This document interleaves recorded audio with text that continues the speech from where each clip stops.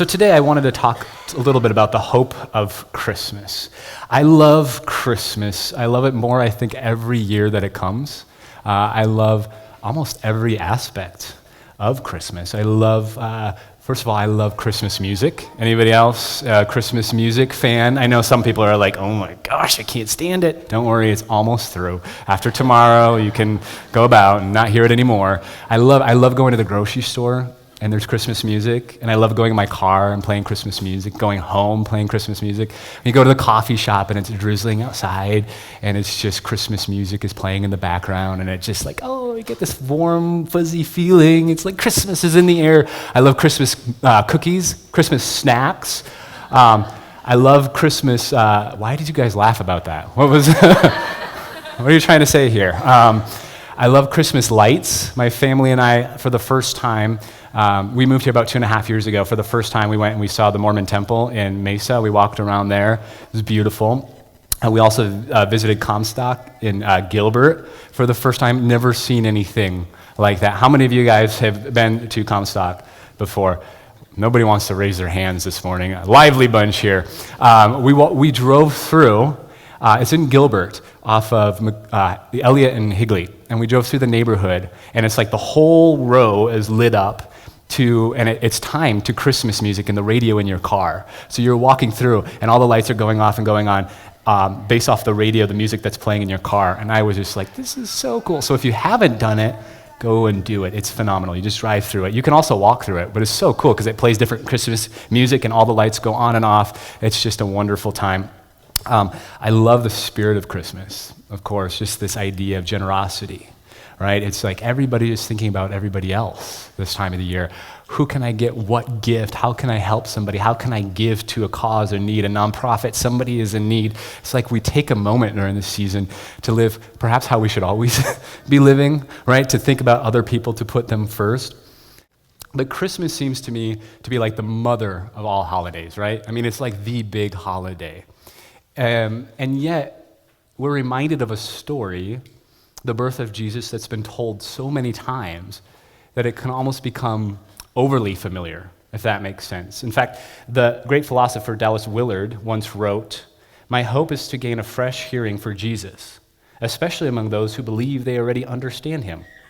In his case, quite frankly, presumed familiarity has led to unfamiliarity. Unfamiliarity has led to contempt. And contempt has led to profound ignorance.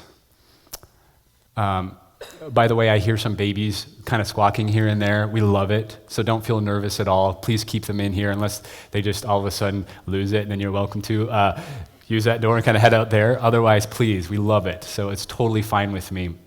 But this idea that sometimes we're so familiar with a story that it can almost lose its impact. So the Christmas story, the birth of Jesus, is one that's familiar with us, very familiar with most people. So I thought it would be fun to just play a little game. Now, you don't have to say your answer because I don't want to embarrass anybody if it's wrong. But I have 6 questions to pose to you concerning the Christmas story. Let's see how many you can get right. The first question, according to the Bible, how did Mary and Joseph travel from Nazareth to Bethlehem? How did they get from Nazareth to Bethlehem? Obviously, they didn't take an airplane, so we can rule that one out. You're good there. But how did they get from Nazareth to Bethlehem? Did they walk? Did they ride? Did they ride a donkey? Did they ride horses? Did they ride camels? According to the Bible, how did they get from Nazareth to Bethlehem? The answer is we don't know. It doesn't say. So many of us have an image of Mary sitting on a donkey and Joseph walking the donkey in front, and she's like 8.5 or 9 months pregnant, right? That may not have been the case. They may have both walked. We don't know. So we're making assumptions there. It's a Christmas story. The second question, according to the Bible, what did the innkeeper say to Mary and Joseph when they entered Bethlehem? What did the innkeeper say? The correct answer is that it's not noted in the Bible at all. There is no innkeeper, actually. So most of us, I would have said, like, oh, there's no room at the inn, right? Because I'm familiar with Christmas pageants. I grew up and I was a part of them and said them. But the Bible doesn't talk about an innkeeper. We're going to actually mention that here in a moment as well. The third question, according to the biblical account, what animals were present during Jesus' birth? And if you haven't noticed already, this is kind of getting old. There are a lot of trick questions here. So I feel like I'm showing my cards, but there was no animals mentioned. The only one is in the Gospel of Luke when the angels appear to the shepherds, right? And they're keeping their sheep. But that's it. There's no mention of animals around the birth of Jesus. The fourth question, how many kings visited Jesus? So this is a twofold question. The first one is actually no kings visited Jesus. They were magi, which means they were wise men. They might have been astrologers, magicians, maybe advisors to kings or priests, that they journeyed from the east, the Bible says, probably from like Persia or Babylon, which, by the way, I find really interesting, that the people that visit Jesus are what they would call pagan astrologers or wise men from another country and shepherds. Isn't that like those are the people that come and visit Jesus? And in fact, actually, when the wise men, it was magi, which is plural, so there was more than one. They brought 3 gifts. Anybody remember those 3 gifts? Gold, frankincense. Awesome, you guys are great. Gold, frankincense, and myrrh, right? And they brought that, but they stop in Jerusalem first. They're looking for the king, and they ask.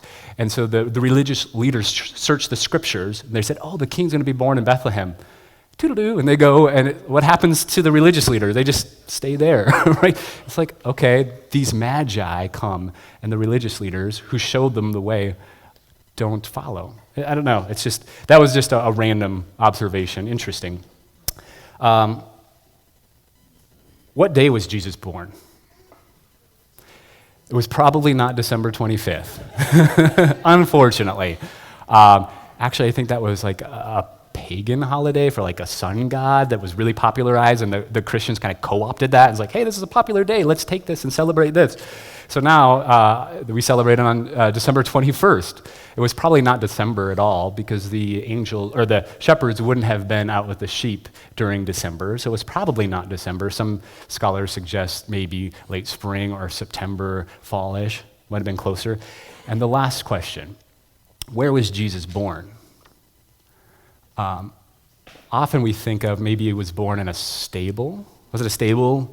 Was it a barn? Or was it a cave? A cave of some sort.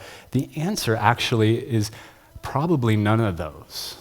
He was probably born in a house, which I know just kind of, it's like spoils everything. You're like, but what about those nativity scenes that we see everywhere with him in a little barn? He was born in a house. And when the Bible, the Gospels talk about an inn, the Greek word there is kataluma. And the Bible uses that word kataluma one other time in the Gospels, actually towards the end of Jesus' life, where Jesus meets with his disciples for a Passover meal in the kataluma, which we translate there to be the upper room. So it very well could have been that there was no room for Jesus and Mary in the guest room, in the upper room, and so they stayed in a separate room somewhere attached to their house. It was often that they kept some animals in a house at that time, and the manger might have been there as well. So, I mean, these are just different ideas, things sometimes we have pictured in our mind. This is the way it is. We're so familiar with this story, but it might have been a little bit differently. And yet, for some reason, this story, the birth of Jesus, has endured. Not only endured, but it's so popular, celebrated all over. It's like the holiday, right? Christmas is the, religious or not, right? We celebrate Christmas. And so one of the things I want us to kind of wrestle with today is why? Why is it so important? Why this story? Why does it stay with us? What is it about this story? And to segue, I wanted to talk about the imperial cult of the Romans. Random turn right there. Julius Caesar was one of the first Caesars. He was a Caesar at the time when it was actually a Roman republic. And so the Senate kind of ruled the Roman, it wasn't an empire then, it was more of a republic. And he was off fighting. He came back and eventually became the ruler of the Roman Republic. In 42 BC, the Senate declared Julius Caesar to be a god. He was divine, which is interesting. And so after his death, he divided up, or I think they divided up the republic into 3 groups and set 3 different leaders. And as we all know, that doesn't usually work very well. So it didn't take long for them to fight for power. And then there was mass civil war for about 10 years in the Romans.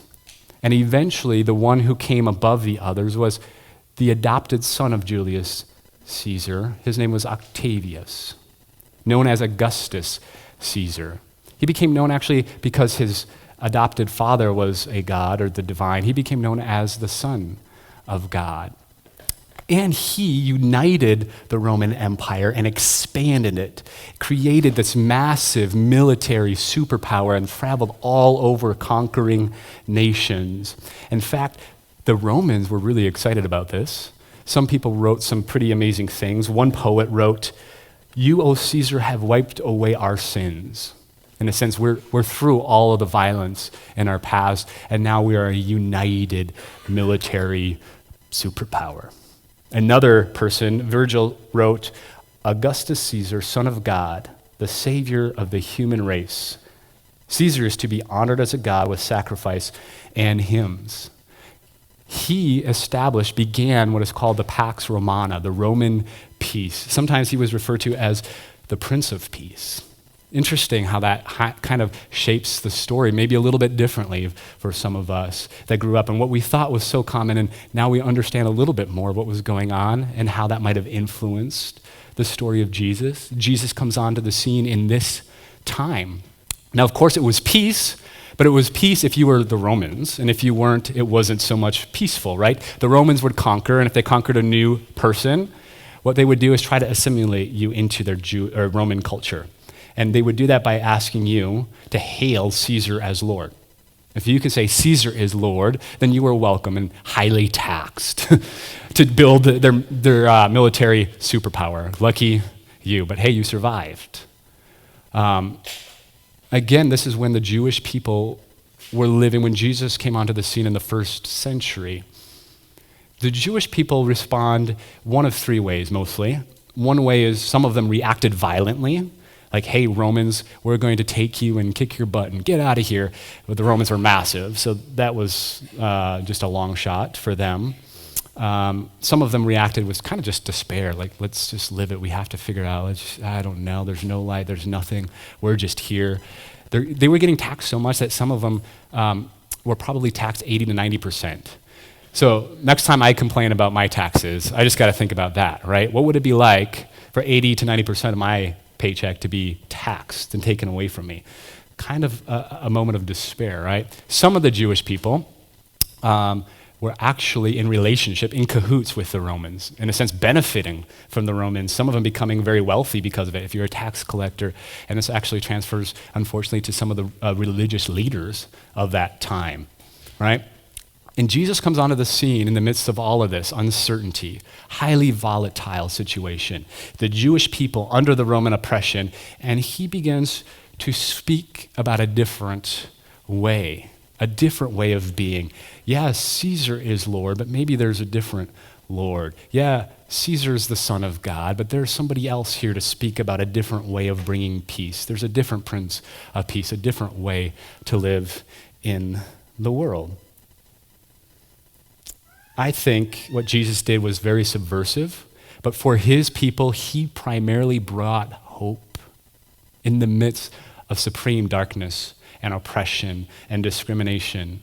He brought hope to his people, a different way of peace where you don't dehumanize the other, but you bring the other in and create equality, inclusivity, bringing people in a world that was marginalizing, oppressing, discriminating different people, and saying, no, let's bring together. Love your neighbor as you love yourself. Hope is perhaps our greatest need today. I think hope would probably be our greatest need today. Gallup senior scientist, Dr. Shane Lopez, once wrote, "I used to think hope was just a warm, vague feeling. It was that sense of excitement that I got before Christmas when I was a child, and it lingered for a while and then it disappeared." I think for many that's what they think of when we think of hope. Oh, that's nice and fluffy feeling. But actually, hopeful people share two fundamental things. Number one, a belief that the future can be better than the present. And number two, that they have the power to make that happen. Right on. I dig it.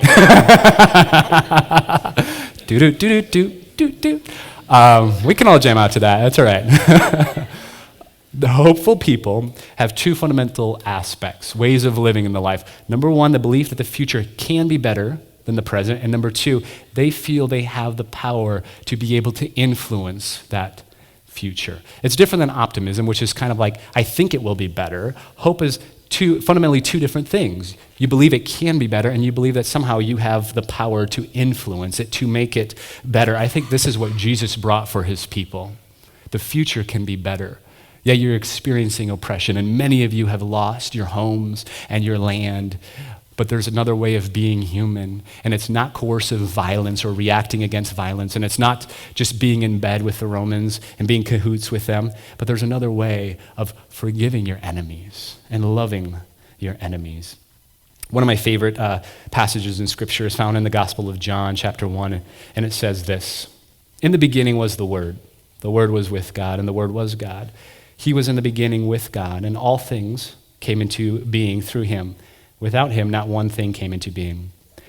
What has come into being in him was life, and the life was the light of all people. The light shines in the darkness, and the darkness does not overcome it." There's hope there. In the midst of darkness, in the midst of pain. It's realistic hope, saying, yes, in the midst of darkness, light shines, and the darkness does not overcome the light. Can you see hope, how he would have brought hope to people in the first century where many of them didn't see a way out, maybe didn't have any hope? The Gospel of John continues in verse 14. It says, "And the Word became flesh and lived among us." This has become one of my favorite passages. First of all, because it talks about this idea of incarnation. Now, incarnation is one of those theological bulky words that people like to use sometimes. We can kind of theologize what is incarnation, and theologians debate about what that means. But I think actually sometimes when we try to debate and understand incarnation meaning that in Jesus was somehow the divine and the human dwelt together. And I think sometimes we can get so lost in what does that mean and how did that happen and how can God be human and all this other stuff. But I think sometimes we miss the point behind what that is speaking. The Word became flesh. And I think what it means for many of us, for all of us, is that the Word, the divine logos, became flesh. The divine becomes incarnate. That the Torah, the instructions are lived out. There is behind this more than just a belief system, but a movement, a way of understanding the world, where God is not distant, God is not detached in the midst of hope and pain and suffering, that somehow through Jesus we see a God who is acting on behalf of the poor, the marginalized, those who are oppressed. That God is in the world, working in the midst of whatever pain, whatever darkness, whatever suffering we might experience and see, that we can trust that God is working. Incarnation is a beautiful thing, that God is moving in our world. This also means then that theology isn't the point. It's lived love. That theorizing or theories aren't the point, but it's action. Unfortunately, for some people, we often miss it or even turn from word to flesh, and we turn that around, make it from flesh to word, and try to theologize and make it about our beliefs, whatever it is, when the entire scriptures are about how you live in the world and what that means. All the way from the Hebrew scriptures and our Judeo heritage into the Christian scriptures in the New Testament. In the Epistle of James, he talks about this as faith and works, right? Many of us are familiar with that passage. And basically, James says, yeah, you say you have faith, show it to me by your works. And if you say you have faith without works, then I call BS. Boom! That's my paraphrase, by the way. The Bible does not say that, it's just Aaron's paraphrase, right? I say BS. You say you have faith and you don't have works? What are you talking about? That kind of faith, it's useless. It's just cast out into the fire. By the way, for some reason, my mind is going off on these little trails from time to time. Maybe I'll leave that one alone. But abstract theology, academic knowledge, correct doctrines, without any tangible action in the world is useless. It's meaningless. People are sick of it, to be quite frank. They're like, oh yeah, you can debate and argue about all of this stuff. And that's not the center of the gospel. That's not the core of the Christian faith. The core has always been, how do we take that and live it out into the world? What does incarnational love look like? So we can look at the world and say 6,200 people around the world die every day of starvation, and it can seem hopeless. Or we can take that and say, what can we do? Because that's a darkness, that's a problem. Would you agree? That's not right. There's something wrong about that. And yet, here's a group of people who says, no, there's something we can do. We can give hope simply by giving people food. So I show that video for two reasons. Number one, because it's an organization we're a part of here at One Church. And so many of you have served at Feed My Starving Children. But two, because everything that we do, we take in here today, as you can see on the slide there. All the offering that's brought here today is 100% of it going out. It's going to be split between Feed My Starving Children and Chandler Christian Community Center. Chandler Christian Community Center is also a place that several people here at One Church serve on a regular basis. They're a local food bank, but they're so much more than just that. They have senior facilities. They have facilities for homelessness. They have facilities for families and how to integrate and train in education and provide in that way. They do so much more. And so that's just one way that we can be incarnational. Because here at One Church, what we believe is if we don't act in the world, then whatever faith we have is useless, is meaningless, is, as the Epistle of James says, it's BS. It doesn't matter, right? And so this is just one way. I know oftentimes people are looking for ways to contribute, and if you like to, there's offering plates here and at the entrance, but 100% is going to one of those organizations, being split equally to Feed My Starving Children, Chandler Christian Community Center. But incarnational action doesn't just mean that. It can mean a whole lot of different things, all the way from just picking up trash to recycling, to helping out a grandparent, to helping out parents by babysitting, hint, hint,